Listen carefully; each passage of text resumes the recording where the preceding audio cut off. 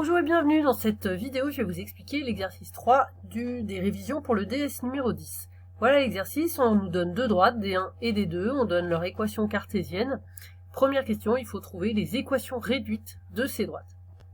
Donc équation réduite, je rappelle, c'est avec y égale et on a le reste de l'autre côté, y égale mx plus p. Donc on prend la première équation de droite, x plus 2y moins 6 égale 0, il faut qu'on arrive à une équation réduite, c'est-à-dire qu'il faut qu'on arrive à avoir y tout seul à gauche. Pour ça, on va passer tout le reste de l'autre côté. Donc on commence par passer le x ici, donc ça fait moins x en passant de l'autre côté du signe égal, le moins 6, ça fait plus 6.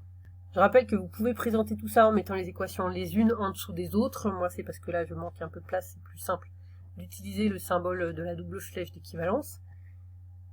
Donc, j'ai passé moins x plus 6, et ensuite, il me reste le 2. Et pour le 2, il faut diviser tout par 2. Donc, je divise le moins x par 2. Je peux écrire moins x sur 2, mais c'est pareil de mettre moins 1/2 de x, comme ça on voit mieux la valeur du petit m. Plus 6 aussi divisé par 2, ce qui nous donne 3. Maintenant, même chose pour la droite des deux, voilà l'équation au départ, donc je passe tout ce qui n'est pas avec y de l'autre côté, le moins 2x devient plus 2x, le plus 4 devient moins 4, et ensuite il me reste le moins 4 devant y qu'il faut que je divise tout par moins 4.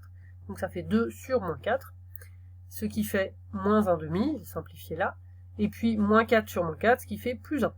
Voilà, donc j'obtiens cette équation, donc y égale moins 1/2 de x plus 1. Et maintenant, la dernière question, ces droites sont-elles parallèles ou séquentes? Eh bien, ici, puisqu'on connaît leur coefficient directeur, moins 1/2, on constate que c'est le même. Or, on a une propriété dans le cours qui nous dit que deux droites non verticales sont parallèles si et seulement si elles ont le même coefficient directeur. Donc là, c'est le cas, c'est le même coefficient directeur. Donc on peut dire qu'elles sont parallèles. Si les coefficients directeurs étaient différents, on dirait qu'elles ne sont pas parallèles et donc séquentes. Ici, elles sont donc parallèles.